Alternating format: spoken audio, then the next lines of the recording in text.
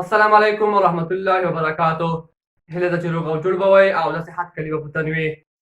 راځو نن ورځ بیا راغلي یو تر څو تاسو ته د ریاضي په برخه کې د دویمه عملیه تفریق ته په هغې باندې خبرې وکړو او تاسو ته یې تشریح کړو.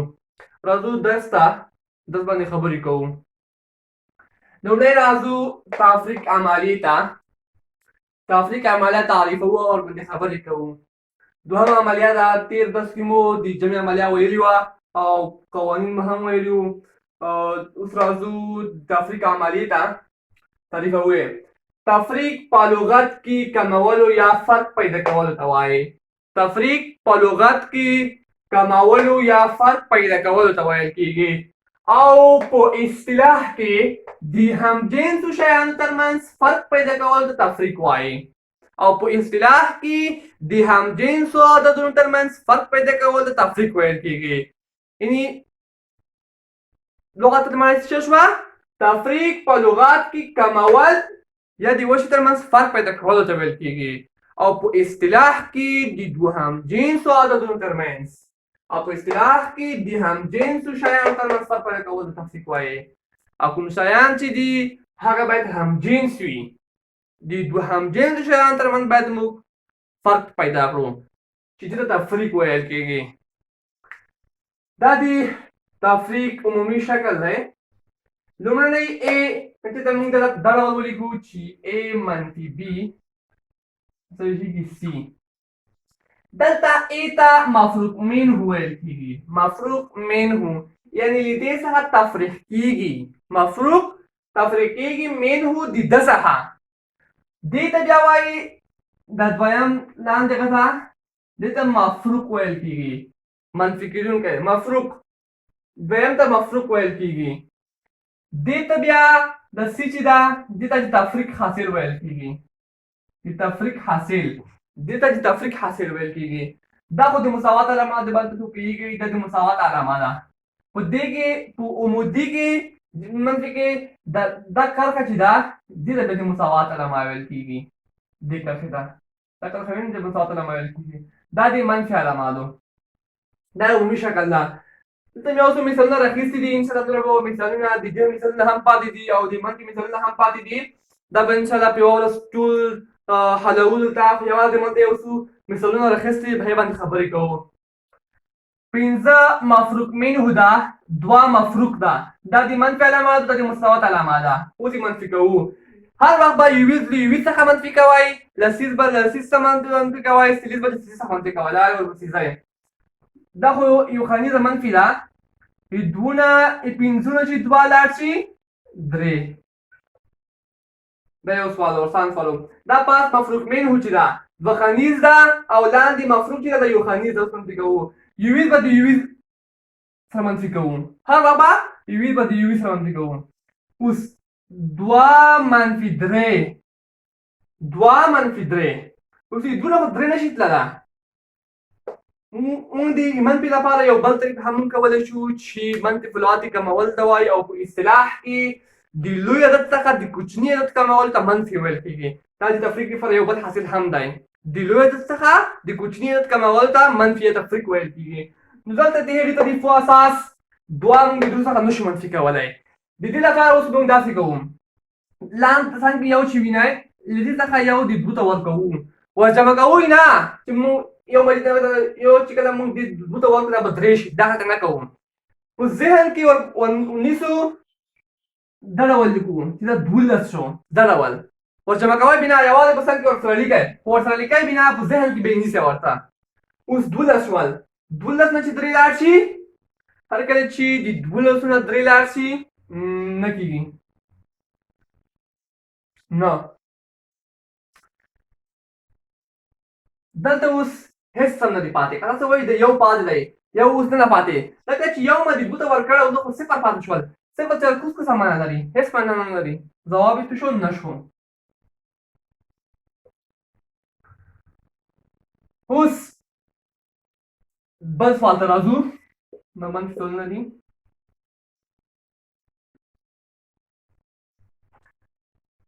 یویز د یویز نه لسیز د سلیز نه سلیز د سلیز منفي کوو. مفروض منه درې منفي ده په مفروض کې یو غریزه منفي ده د څلور سره د څلور لاړ شي صفر دلته مفروض منه کې یو دی مفروض کې دلته نور عددونه نشته صفرونه دي دې خواته نو مفروض منه چې دا خپل راکوزوو یو خپل راکوزوو دوم خپل راکوزوو ځواب څه شو 210 چې دا منفي څلور مثالونه به په راتلونکي نو درسونو کې به ووایو اوس راځو د تفریق د عملي اساسي قوانینو ته په باندې خبرې کوو قوانین څه قوانین لري تاسو شریک کوو لومړی قانون ته راځو که د مفروض منه سره یو عدد جمع یا تفریق شي د تفریق حاصل هم په همغه اندازه کمیږي او زیاتیږي که چیرې د مفروض منه سره د لومړني مفروض منه سره د مفروض منه سره که چیرې د مفروض منه سره یو عدد جمع یا ورسره تفریق شي چېرته یو عدد ورسره جمع شي یا ورسره تفریق شي یو عدد نو د تفریق حاصل په همغه اندازه کمیږي او زیاتیږي کوم عدد چې ورجمع شوی دی او یا ترې منفي شوی ده تفریق حاصل په همغه اندازه چې کوم عدد مو ورجمع کړی دی ترې منفي کړی مو ده په همغه اندازه به کم شي او همغه اندازه به زیات شي لکه مثالونو ته راځو څه ډول 14 منفي 4 14 د مفروض منه ده 4 مفروض ده دا د مساوات علامه او د منفي علامه ده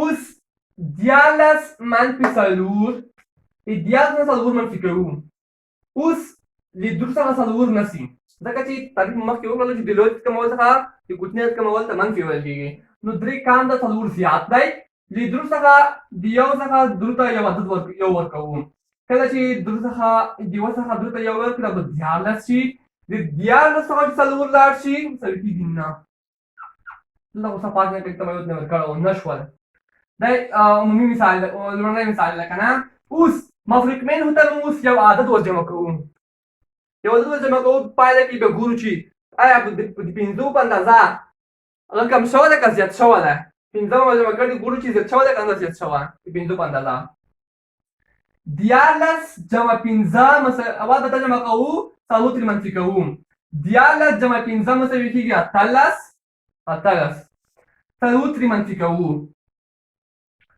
14 دلته مو ولیکل 14 جمع 15 مساوي کېږي 18 تاسو مو ولیکل څلور راغلل دلته ترې منفي کوو اتو څخه چې څلور لاړ شي څلور او یو خپل راکوزوو څوارلس شول ځواب څوارلس شول که نه اوس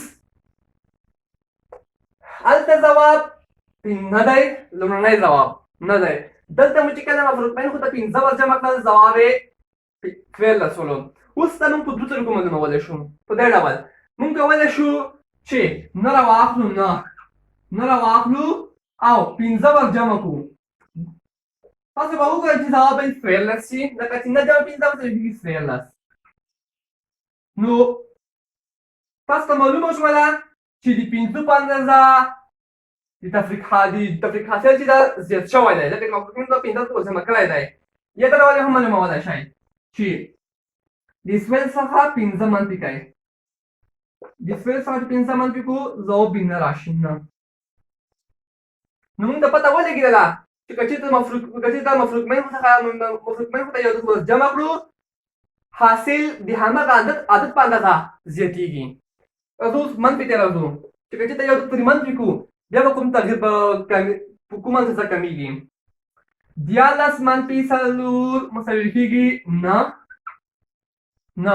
اوس 14 څخه مو اوس 15 عدد منفي کړی دی 14 څخه مو یو 15 عدد منفي کړی دی اوس به 4 عدد منفي کوو 14 منفي 15 مساوي کېږي 8 د 14 څخه چې کله 15 لاړ شي 8 پاتې کېږي 4 راغلو ترې منفي کوو یې 4 مو ترې منفي کړي دي اوس د 8 څخه 4 منفي کوو 8 منفي 4 مساوي کېږي 4 ځواب یې 4 راوتلو ځواب یې 4 په لاس راکړلو اوس داسې کوو چې نه راغلو نه لینو څخه 15 منفي کوو ځکه چې منفي کړي مو دي که نه دا یو اولنی ځواب دې ته 15 منفي کوي ګورو چې څه راکوي که چېرته موږ ته ځواب 4 په لاس راکړي نو دا به ډاګه کوي چې د تفریق حاصل د 15 په اندازه کم شوی دی 9 منفي 5 مساوي کېږي 4.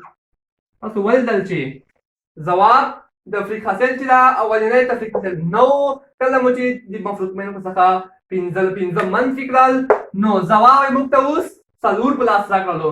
اوس کله چې موږ ثبوت یې کوو نو لومړنی کوم عدد چې دا ځواب چې دا 9 هغې څخه 5 منفي کوو ځواب موږ ته 4 په لاس راکړلو. دلته هم ځواب 4 په لاس راکړی دی. یا داسې هم موږ کولی شو چې دې 4 عدد ته کوم چې موږ ته په لاس راکړل شوی دی 4 عدد د اولنی ځواب دغه دې ته موږ 15 ور جمع کوو. 15 ور جمع کوو ګورو چې موږ څو راکړي دې ته 9 په لاس راکړي نو موږ ته پته ولګېده چې تفریق حاصل چې دا د 5 باندې کم شوی دی. 4 جمع 15 مساوي کېږي 9. تاسو ته پته ولګېدله چې که چیرې د مفروق منه څخه یو عدد تفریق یا منفي شي نو د همغه عدد په اندازه حاصل تفریق حاصل چې د کمیږي او زیاتېږي تاسو په مثالونو کې ثبوت سره ولیدل. راځو دویم قانون ته یې. اوس که د مفروق سره یو عدد جمع یا تفریق شي نو تفریق حاصل هم د همغه عدد په اندازه زیاتېږي او کمیږي. لومړی مفروق منه اوس مفروق ده. که چېرته د مفروق څخه این د لاندنۍ عدد څخه ده مفروق څخه یو عدد جمع یا تفریق شي ورڅخه نو د تفریق حاصل کې د همغه عدد په اندازه زیاتېږي او کمیږي. تفریق حاصل چې ده د همغه عدد په اندازه چې کوم چې موږ جمع کړی دی مطلب منفي کړی ده د هغه عدد په اندازه تفریق فرق راځي. مثلا یو سوال دی 0 منفي 15.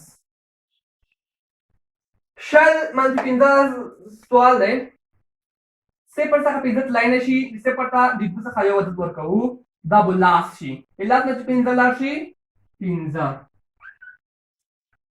دلته یو پاتې و لکه چې یو ماتې صفر ته ورکړی و یو نه چې یو لاړ شي صفر نه لیکو ځواب یې 15 شولو.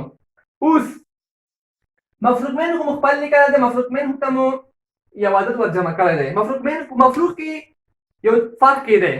هر کله چې مفروق ته یو عدد ور جمع شي دغه تفریق حاصل به کمیږي. هر کله چې مفروق ته یو عدد ور جمع شي تفریق حاصل به کمیږي او که چېرته یو عدد د مفروق څخه یو عدد تفریق شي نو تفریق حاصل به زیاتېږي. دا لږ برعکس خبره ده دې ته باید پام وي ښه اوتې ګورئ. 0 خپل لیکو د 15 څخه چې 15 چې 2 جمع کړو 11 کېږي 11. اوس د 0 نه چې 11 لاړ شي 3. تاسو ولیدل چې 2 مو ور جمع کړل ځواب د 2 په اندازه کم شولو ځکه چې لومړنی ځواب 15 2 مو جمع کړي دي مفروق ته ځواب 15 شو 3 شولو. تاسو ولیدل چې ځواب د 2 په اندازه کم شوی دی. لکه ثبوت هم کولی شو. ثبوت به دې کوو. اوس 15 منفي 3 د 15 چې دا دې نه 3 منفي کوو 15 منفي 3 مساوي کېږي 2. ځواب یې 2 راووتلو. تاسو ولیدل چې حاصل د 2 په اندازه کم شوی دی. حقیقت کې موږ 2 ور جمع کړي دي خو دې کې برعکس خبره ده کله چې موږ یو عدد ور جمع کوو ځواب به کمیږي. دلته ځواب 2 راوتلی دی. یا دلته وګورئ دلته مو 3 منفي کړی دی. د 0 څخه چې 15 لاړ شي 15 منفي لیکو 15 راځي. اوس 0 خپل لیکو 0 15 څخه مو 2 منفي کړي دي. 15 څخه مو 2 منفي کړي دي ګورو چې ځواب زیاتېږي او کمیږي. مخکې تاسو ما ولیدل کله چې مفروض یو عدد ور منفي شي ځواب به زیاتېږي. دا کې لږ برعکس خبره ده. اوس د 15 څخه چې 2 لاړ شي ځواب یې 13 راوځي 13. اوس د 0 څخه 13 منفي کوو د 2 څخه صفر ته یو عدد ورکوو دا به شي لاس نه چې 3 لاړ شي 9 دا به صفر شي نه لیکو ځواب یې 9 راووتلو 9. تاسو اوس ولیدل چې مخکینی ځواب او اولنی ځواب ټول 15 ځواب 15 اوس ځواب 2 راووتلو ځکه چې هلته مو 2 ورڅخه منفي کړي دي نو ځواب د 2 په اندازه زیات شوی دی. ځکه چې که چېرته موږ په دې ډول ته دغه وکړو ثبوت یې وکړو که نه چې د 2 په اندازه هغه زیات شوی دی. ځکه چې که چېرته موږ په ګوتو هم وګڼو 15 اولنی ځواب دی 2 ور جمع کوو 6 ځواب 9 راووتلو. دې ډول هم کولی شو چې 5 نه منفي 7 کو 5 منفي 7 اصلا کې سوال خو نه کېږي خو موږ کوو ځکه چې هر مول بل ځواب منفي 2 راوځي ځکه چې 5 چې منفي ولر شي ځواب منفي 2 کېږي دا سوالونه په حساب کې نه کېږي خو هسې ما تاسو ته د ثبوت په خاطر وکړلو ځواب منفي 2 راووتلو یعنې د 2 باندې دا ځواب چې دا زیات شوی دی که نه یا بل ډول هم موږ کولی شو چې موږ ووایو یا موږ د 7 څخه 5 منفي 5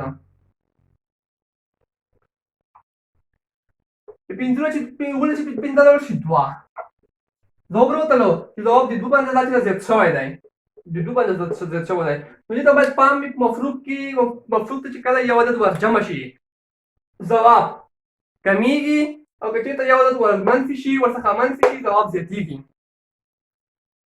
دریم قانون دی راځو که چیرې د تفریق په عملیه کې د مفروق او مفرق منه سره عین عدد جمع یا تفریق شي په حاصل کې تغییر نه راځي که چیرې د تفریق په عملیه کې د مفروق او مفرق منه څخه عین عدد جمع یا تفریق شي تفریق په حاصل کې هیڅ قسم توفیر نه راځي مثلا 2 د 2 څلور منفي 2 څلور چې 2 ورشي 2 اوس څلور جمع 2 مفروق منه ته مو هم 2 جمع کړي دي او مفروق نه هم 2 جمع کړي دي څلور جمع 2 مساوي کېږي شپږ دا څومره کېږي دا شپږ کېږي او 2 جمع 2 هم څه کېږي څلور کېږي اوس د شپږ څخه څلور لاړ شي 2 دوګونه سره مساوي دي 2 اوس به ترې منفي کړي دي څلور منفي 2 راځي او 2 منفي 2 صفر دا چې کله وایي 2 صفر لوړ شي 2 تاسو وینئ چې مفروق او مفروق منه ته مو